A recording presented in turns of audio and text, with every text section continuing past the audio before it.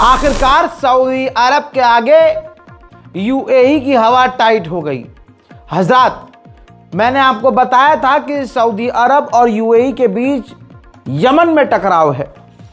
अब यमन के अंदर यूएई पूरी ताकत से अपने लड़ाके और आतंकवादी संगठनों को पैसा देकर भेज रहा था कि जाओ कब्जा करो। सऊदी अरब बार बार चेतावनी दे रहा था यूएई को कि ऐसा मत करो, अपने लड़ाके को निकालो। इसके बाद सऊदी अरब ने जब वार्निंग दे दी तो उसके बाद यमन के पोर्ट पर सऊदी अरब ने हमला किया। विजुअल ये है, हमला किया और यमन के पोर्ट पर जो यूएई के 2 कार्गो जहाज आए थे हथियार लेकर, उन दोनों जहाज़ों को हथियार समेत सऊदी अरब ने उड़ाकर तबाह कर दिया। ये यूएई के लिए बड़ा झटका था कि यूएई के ऊपर डायरेक्ट हमला अब सऊदी कर रहा था। इसके बाद मैं आपको आगे बढ़ने से पहले, जब सऊदी अरब ने यमन के अंदर यूएई को निशाना बनाया है, उन तमाम हमलों का मंजर दिखाना चाहता हूं। देखिए,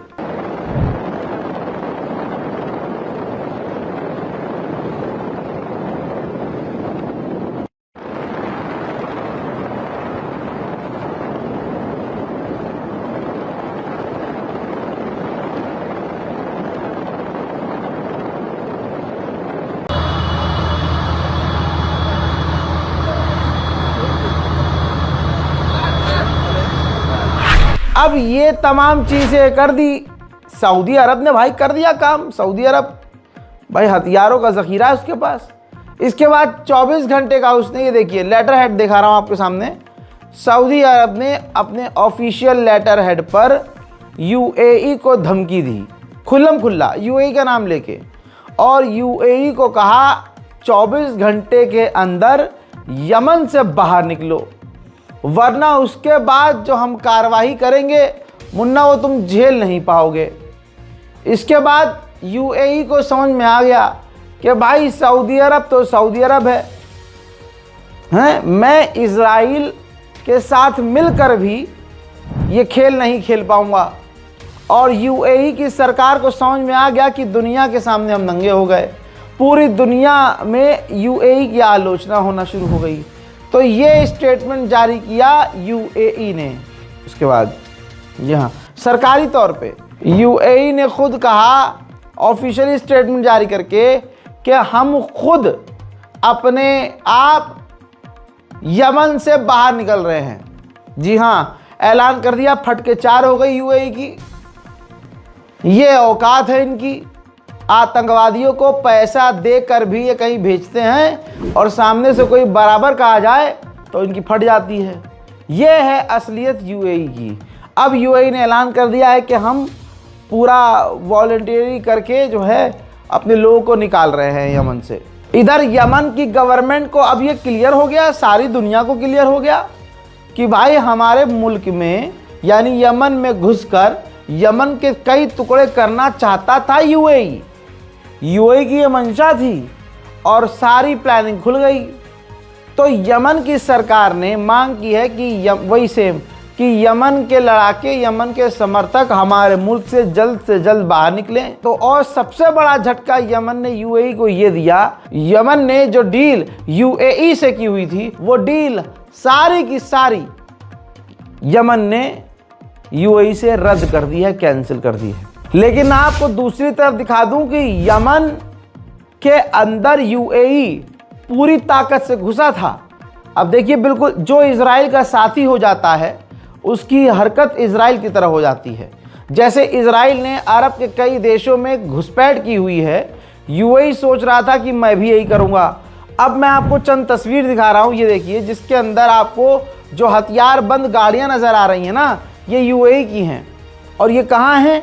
ये यमन के अंदर की तस्वीर हैं। अभी भी यमन के अंदर यूएई की हथियारबंद गाड़ियां नजर आ रही हैं। अभी भी दोस्तों, जैसे इजराइल पर भरोसा नहीं करना चाहिए, यूएई पर भी भरोसा नहीं करना चाहिए।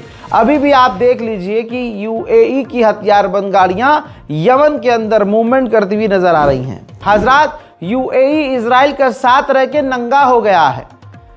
सऊदी अरब का हमला जायज था। भाई मान लीजिए सऊदी अरब और यमन दोस्त हैं और यमन में अगर तीसरा देश घुसपैठ कर रहा है तो सऊदी अरब तो मदद को आएगा ही। ये एक सिंपल एग्रीमेंट है भाई, यही होता है डिफेंस एग्रीमेंट, यही होता है। अब जब सऊदी अरब ने वार्निंग दे रखी थी यमन को कि भैया बाहर निकलो, घुसपैठ मत करो, और जब हथियार लाद लाद कर भेजे यूएई ने तो सऊदी ने हमला कर दिया उस पर। गलत तो कुछ नहीं किया। अब भड़क गया है यूएई का ऑफिशियल, ठीक है, चोर की दाढ़ी में तिनका, देखिए हरामीपने की इंतहा। यूएई के ऑफिशियल ने कहा कि जो सऊदी अरब ने हमला किया है हमारे समुद्री जहाज पर, हथियारों के जहाज पर, ये कोई हीरो वाला काम नहीं किया है। और ये जो यमन मांग कर रहा है हमें बाहर निकालने की, ये कूड़ेदान जैसी मांग है, मतलब वो उनकी मांग कूड़े में जाएगी। यानी यूएई खुलकर यमन के अंदर घुसपैठ खुला करने की हैकड़ी दिखा रहा है। ये है यूएई की असलियत हजरात मोहतरम। अब सऊदी अरब की ताकत यूएई को तो पता है, फिर कई घंटे मीटिंग चलने के बाद यूएई ने ये लेटर जारी किया और दुख जताया कि सऊदी अरब ने जो हमारे जहाज़ पर हमला किया है, हमें इस चीज़ से काफ़ी दुख हुआ है। हमने सऊदी अरब के ख़िलाफ़ कोई एक्शन नहीं लिया है, ना हमारा कोई भी कदम सऊदी अरब के ख़िलाफ़ था, ना हमारी कोई मंशा सऊदी अरब के ख़िलाफ़ है। यानी जब दिखा यूएई को कि सऊदी बहुत मारेगा, सऊदी अरब बहुत मारेगा और सूखा सूखा मारेगा, तो तुरंत इन्होंने सफाई दे दी कि भाई हम तो सऊदी के ख़िलाफ़ थे ही नहीं। अरे सऊदी के ख़िलाफ़ तुम हो ना हो हराम के पिल्लो, तुम सऊदी के आलाई देश पर कब्ज़ा कर रहे हो, घुसपैठ करवा रहे हो, पैसा देकर आतंकवादियों को घुसा रहे हो, तो सऊदी अरब चुप क्यों रहेगा? उधर सऊदी अरब रुकने का नाम नहीं ले रहा। अब बिल्कुल सही कर रहा है सऊदी अरब। सऊदी अरब ने एक कॉन्वॉय पर हमला किया, लड़ाकू संगठन, वो यूएई समर्थक आतंकियों का संगठन जो यमन के अंदर अलग अलग इलाकों में जाकर हुड़दंग मचा रहा था। देखिए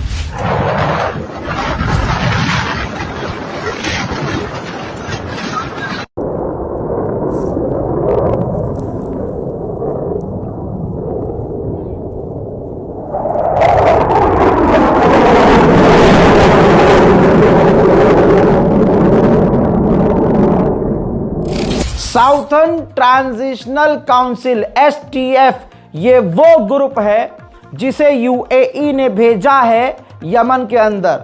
अब क्योंकि सऊदी अरब ने 24 घंटे की धमकी दी है कि 24 घंटे में बाहर निकलो, तो ये एसटीएफ संगठन जो आतंकी संगठन है, यूएई की ताकत से बढ़ने वाला संगठन, हजरात मोहतरम, ये एसटीएफ संगठन ने क्लियर कट मना कर दिया है कि हम यमन से बाहर नहीं जाएंगे, जिसके बाद संभावना ये है कि अब सऊदी अरब और यूएई आमने सामने खुल्लम खुल्ला आ सकते हैं। उधर हमास को अमेरिका और इजराइल ने 2 महीने की डेडलाइन दी है कि 2 महीने के अंदर हमास हथियार डाल दे, वरना हालात बुरे कर देंगे। उधर हालात कोई सही थोड़ी ना है। ज़रा इस मंजर को देखिए, आसमान की ऊंचाइयों पर देखिए, धुआं और मलबा उछल रहा है। गाजा के अंदर बचे कुचे मकानों को इजराइल बम लगाकर उड़ा रहा है। ऐसे ही ईस्टर्न गाजा में दाना नाम के एक बच्चे को इजराइल की फौज ने गोली मारकर कत्ल कर दिया है। और आप इसी भरम में रहिए कि गाजा में सब शांत हो गया है। वहीं गाजा में कोई बिल्डिंग इमारत इस लायक नहीं बची कि उसके अंदर रहा जा सके, सब कुछ खंडर हो चुका है। ज़रा इस मंजर को देखिए, बारिश, तूफान और बाढ़ की वजह से अब वो इमारतें जो काफ़ी कमज़ोर हैं, वो पूरी तरह से दंदनाती हुई ज़मीन पर गिर रही हैं। इजराइल लगातार नरसंहार कर रहा है।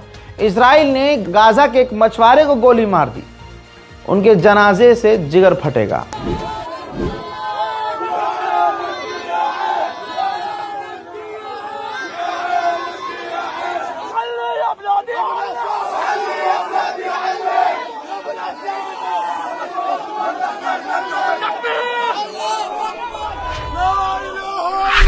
वहीं मेरे दोस्तों, गाजा के अंदर अपनी नंगी आंखों से तबाही देखने के लिए बिजनेस शुरू हो चुका है। ये देखिए, गाजा की तबाही आंखों से देखने के लिए यहूदी लोग बिजनेस चला रहे हैं भाई। टेलीस्कोप लगा रखा है, दूरबीन लगा रखी है, और वो चंद रुपये में यानी चंद डॉलर में लाइन लगी हुई है और गाजा की तबाही दिखाई जा रही है उन्हें। फिलिस्तीनी बच्चों तक को इजराइल की सेना आज भी गिरफ्तार कर रही है, बच्चों को। यही इनकी मर्दानगी है।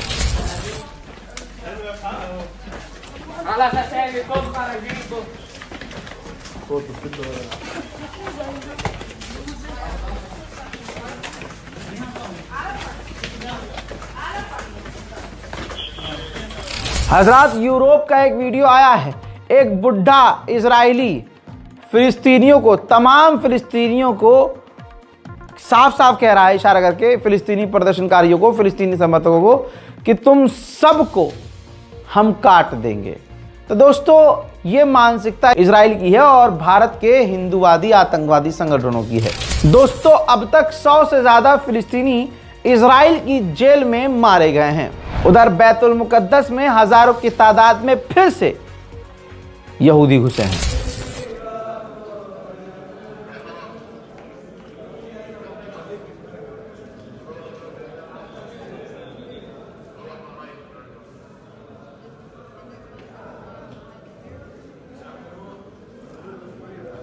उधर UNRWA ह्यूमन राइट्स संगठन जो गाजा के लिए काम करने वाला है, जिसका दफ्तर फिलिस्तीन में है, जेरूशलम में है, इजराइल ने ऐलान कर दिया है, लॉ पास कर दिया है कि इस UNRWA के दफ्तर की हम पानी और बिजली दोनों काट रहे हैं। इजराइल के फाइनेंस मिनिस्टर ने ऐलान करके कहा है कि अमेरिका की सरकार ने हमें सपोर्ट कर दिया है वेस्ट बैंक पर कब्जा करने के लिए। और दोस्तों, ये बात हकीकत है। वहीं अमेरिका ने UN में इजराइल का साथ दिया है, जो उसने सोमालिया लैंड पर कब्जा किया है। आप सोच सकते हैं, इंटरनेशनल लॉ का उल्लंघन करते हुए कल को इजराइल आपके किसी मुल्क पर कब्जा कर ले या मुल्क का टुकड़ा टुकड़ा कर दे, तो UN के अंदर अमेरिका इजराइल के साथ खड़ा हुआ नजर आएगा। सोमालिया के जो रिप्रेजेंटेटिव हैं UN के, उन्होंने भाई साहब थूक लगा के इनकी अच्छे से जो है लाल की है। UN के अंदर सोमालिया के रिप्रेजेंटेटिव ने कहा कि इजराइल को कहा, तुम यहां पर आकर हमको ज्ञान दे रहे हो इंसानियत का, तुम यहां पर ज्ञान दे रहे हो कानून का, बराबरी का, डेमोक्रेसी का, जबकि तुम हत्या नरसंहार खुद कर रहे हो। Before proceeding further, I want to make additional remarks in my capacity as a Somali representative of Somalia to directly address the claims made by the representative of Israel who spoke before me. I will make 3 points, Excellency. First, actions of occupying power in Palestine and indeed in the broader region are well documented. These actions constitute clear violations of international law. इसी UN की meeting के दौरान बर्तानिया ने भी Israel के मुंह में मुंह दिया है और कह दिया है कि हम सोमालिया लैंड को मान्यता नहीं देंगे। वहीं सोमालिया के राष्ट्रपति तुर्की पहुंच गए हैं रजब तैयब एर्दोगान से मिलने के लिए। यही मुद्दा है। ऐसे जिस तरह से सोमालिया का 2 टुकड़ा कर दिया गया इजराइल के द्वारा, उसकी शिकायत लेकर तुर्की पहुंचे हैं सोमालिया के राष्ट्रपति। रजब तैयब एर्दोगान बुरी तरह से भड़क गए हैं। शिकायत सुनने के बाद उन्होंने बयान जारी किया और कहा कि हम सोमालिया के साथ हैं और सोमालिया का टुकड़ा करना यह बर्दाश्त नहीं किया जाएगा। सोमालिया लैंड को हम मान्यता नहीं देंगे। इजराइल गाजा के अंदर जेनोसाइड कर रहा है, नरसंहार कर रहा है और तमाम अंतर्राष्ट्रीय कानूनों को तार तार कर रहा है। Somali'nin birlik ve bütünlüğünün her şart altında muhafazası bizim için öncelikli meseledir. İsrail'in Somaliland'i tanıma kararı gayri meşrudur ve kabul edilemez. अभी दोनों कुत्ते अमेरिका में मौजूद हैं और पहले कुत्ते यानी नेतन्याहू ने डोनाल्ड ट्रंप पर प्रेशर बनाना शुरू कर दिया है कि गाजा के अंदर तुर्की को न भेजें। हजरात, Canada, France, Finland, Iceland, Japan, Norway, Sweden, Switzerland और यूके, इन तमाम देशों ने चिंता व्यक्त की है और कहा है कि गाजा के अंदर जो ह्यूमैनिटेरियन एड है वो नहीं पहुंच रही है और इंसानियत खतरे में पड़ रही है। इंसानों की बेसिक नीड्स पूरी नहीं हो पा रही है, खाना पानी मिल नहीं पा रहा है, दवाइयां मिल नहीं पा रही है, चिंताजनक उनके हालात हैं। हजरात, मैं शुक्रगुजार हूं इन देशों का, चाहे ये कितने भी हरामी हो, लेकिन सोचिए अरब तो चुपचाप बैठा है, मुस्लिम देश तो बिल्कुल चुपचाप बैठे हैं। सोच के देखिए हाल क्या है। हजरात, हमने कल आपको बता दिया था कि आपकी जो भेजी हुई मदद थी, हमने वो कल मतलब परसों हमने मदद भेज दी है। हालात इतने बदतर हैं कि मंजर में आपको कई सारी वीडियोस तो मैं दिखा ही नहीं सकता, क्योंकि अगर मैं दिखाऊंगा तो मेरा चैनल डिलीट कर दिया जाएगा। तो गज़ा के इतने हालात हैं, कम बोलना ज़्यादा समझने वाली ये भी स्थिति है। तो अगर गाज़ा और फ़िलिस्तीन की मदद के लिए जिगर में थोड़ा सा मतलब हिम्मत है, दम है, अल्लाह की राह पर कुछ करने का हौसला है, तो इस बारकोड का इस्तेमाल कीजिएगा। हालांकि ये बारकोड ज़्यादातर काम नहीं करता है, तो बारकोड के ही नीचे अकाउंट डिटेल है, IFSC कोड है, बैंक डिटेल है, अकाउंट नंबर है, अकाउंट होल्डर का नाम अली रज़ा है। जब वो आप डिटेल डालेंगे तो फ़ोन में आपके अली रज़ा आ जाएगा, और सेविंग अकाउंट है। तो कोशिश कीजिएगा